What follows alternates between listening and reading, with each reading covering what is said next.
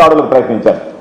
కాబట్టి ఇది శాంతి భద్రతల వైఫల్యం కాదా, చంద్రబాబు వైఫల్యం కాదా అని చెప్పి దాని మీద మేము ప్రశ్నించాం. అదేవిధంగా ఎక్కడ కూడా ఏ విషయంలో కూడా మేము ఈ దాడులు సృష్టించినప్పుడు వాటికి సంబంధించి మాట్లాడలేదు. మేము మాట్లాడేదంతా వైఎస్ఆర్సీపీ నుంచి ఎక్కడా కూడా ఈ రావణ విషయంలో ఒక్క విషయం కూడా మేము మాట్లాడినటువంటి పరిస్థితి లేదు. మీరు చేసినవి గమనిస్తున్నాం. వాటి విషయంలో మేము ఎక్కడా మాట్లాడలేదు. ఎందుకు మాట్లాడలేదంటే మాకు సంబంధం లేనటువంటి విషయం, ఈ ప్రభుత్వం దుశ్చర్యలని ఇదే విధంగా కొనసాగుతున్నాయి కాబట్టి ఆ విషయాన్ని మేము జోక్యం చేసుకోదలుచుకోలేదు. అయితే ఈరోజు మేము అడిగేది, ఈరోజు ఎక్కడా మాట్లాడకపోయినా అసలు ఈ కేసులేంది, జరిగినటువంటి పరిణామాలు ఏంది, ప్రభుత్వం ఎందుకు ఇలా వ్యవహరిస్తుంది అని మేము గమనిస్తూ ఉన్నాం తప్ప ఎక్కడా కూడా మీరు మాట్లాడినట్టుగా ఈ రావణ్ అనే వ్యక్తిని సమర్థిస్తూ మేము మాట్లాడినటువంటి సందర్భాలు లేవు అనేటువంటిది ఈ సందర్భంగా మరొకసారి నేను స్పష్టం చేస్తున్నాను. అయితే మేము అడిగేది ఒకటే, మీరు చేసినటువంటి వాటిలో ఎవరన్నా చట్టవిరుద్ధమైన ఉంటే దానికి సంబంధించినటువంటి కేసులు నమోదు చేయండి, ఇబ్బంది లేదు. దాని ప్రకారం విచారణ చేయించండి, అభ్యంతరం లేదు. కానీ మీరు ఏదైతే ఈరోజు యూఏపీఏ యాక్ట్ కింద కేసు పెట్టారో ఇది సాధారణ రాజకీయ విమర్శకుల మీద పెట్టేటువంటి కేసేనా? దాన్ని మేము అడిగాం తప్ప మేము అడిగేది ఏంది, తీవ్రవాదులో, ఉగ్రవాదులో, దేశ భద్రతకు ముప్పు కలిగించేటువంటి వాళ్ళు వాళ్ళ మీద మీరు కేసులు పెట్టేటువంటి ఆ సెక్షన్లో బనాయించారు. కాబట్టి ఒక బాధ్యతాయుతమైనటువంటి ప్రతిపక్షంగా మేము ఉన్నాం. కాబట్టి మీరు చేస్తున్నటువంటి అరాచకాలు, మీరు చేస్తున్నటువంటి లాకప్ డెత్లు, మీరు చేస్తున్నటువంటి అనేక విషయాల మీద మేము ఏ విధంగా అయితే స్పందిస్తున్నామో ఆ స్పందించినటువంటి ప్రస్తుతం మీరు ఏ విధంగా అయితే దాన్ని డైవర్షన్ పాలిటిక్స్ మాట్లాడుతున్నారో, సాయి కృష్ణ అనేటువంటి వ్యక్తిని గురించి మేము మాట్లాడినప్పుడు మీరు రౌడీ షీటరు అతని గురించి మీరు మాట్లాడుతున్నారు.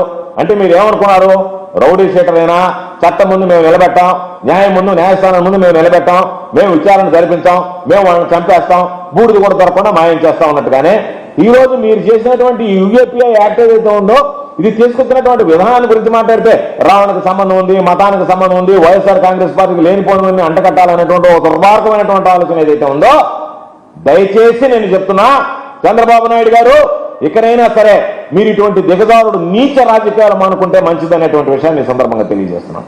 కాబట్టి మాకు సంబంధం లేనటువంటి విషయాల్లో మేము అడిగేటువంటిది రాజ్యాంగ వ్యవస్థ సరిగా పనిచేయనప్పుడు, ఆ రాజ్యాంగ వ్యవస్థలు పనిచేయనటువంటి విషయంలో ప్రతిపక్షంగా మా బాధ్యత ఈ ప్రభుత్వం చేస్తున్నటువంటి అనైతిక విధానాలను విమర్శించడం అనేటువంటిది మా బాధ్యత. అందులో భాగంగా ఈ ప్రభుత్వం ఎక్కడైనా సరే ఒక అనైతిక చర్యలకు పాల్పడితే వాటిని విమర్శిస్తాం తప్ప వాటిని విమర్శించినటువంటి నేపథ్యంలో ఆయనతో ఏదో మాకు సంబంధం ఉన్నట్టు, ఆయనకు మేము మద్దతు ఇచ్చినట్టు, ఆయన మా సపోర్ట్ చేస్తున్నట్టుగా మీరు మాట్లాడటం ఏదైతే ఉందో సరైనటువంటి పద్ధతి కాదనేటువంటి విషయాన్ని సందర్భంగా తెలియజేస్తున్నాం. అందుకనే మేము మీకు పదే పదే చెప్పేది, మేము ఎప్పుడూ రావణ్ చేసినటువంటి వ్యాఖ్యల్ని మేము సమర్థించలేదు. మా పార్టీకి రావణ్తో సంబంధం లేదు. కానీ ప్రభుత్వం చట్టాన్ని దుర్వినియోగం చేస్తే, ఒక ఉగ్రవాద సెక్షన్లతో ప్రజల్ని భయభ్రాంతులు చేయడానికి మీరు ప్రయత్నం చేస్తే దానిని మేము ప్రశ్నిస్తున్నాం. మేము ప్రశ్నించకూడదా మీరు చెప్పండి అని చెప్పి మేము అడుగుతున్నాం. కాబట్టి మేమేదో చంద్రబాబు రావణ్ను మాత్రమే టార్గెట్ చేయడం లేదు. దాని ద్వారా రావణ్ మీద యూపీఏ చట్టం ద్వారా మీరేమనుకుంటున్నారు, కేవలం చంద్రబాబు నాయుడు రావణ్ మీదనే టార్గెట్ చేయడం కాదు. ఈ యూఏపీఏ చట్టం పెట్టడం ద్వారా ప్రతి సోషల్ మీడియాకి సంబంధించి, ప్రతి విమర్శకుడిని సంబంధించి, అదేవిధంగా రాబోయేటువంటి రోజుల్లో ప్రతిపక్షంలో వైఎస్ఆర్ కాంగ్రెస్ పార్టీకి సంబంధించినటువంటి కార్యకర్తలను భయపెట్టాలనేటువంటి దుర్మార్గమైనటువంటి ఆలోచన ఇంతకుముందు 111 పెట్టారు.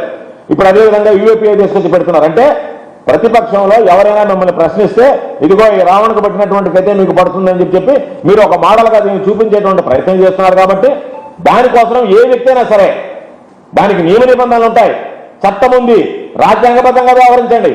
అంతే తప్ప చట్టాన్ని మీ చేతిలోకి తీసుకొని మీరు ఇష్టారాజ్యంగా వ్యవహరిస్తుంటే వాటిని ప్రశ్నిస్తే మాకు సంబంధం లేనటువంటి వ్యక్తులతో మాకు సంబంధం అంటగట్టి మా దానికంతా మతం రంగు పులిమి మేమేదో దేవుడికి వ్యతిరేకం ఉన్నట్టుగా మీరేదో దేవుడికి సంబంధించినటువంటి దానిలో ఏ విధంగా ఆయనకి పడుతుందనేటువంటి అనేక సందర్భాల్లో మనం చూసాం.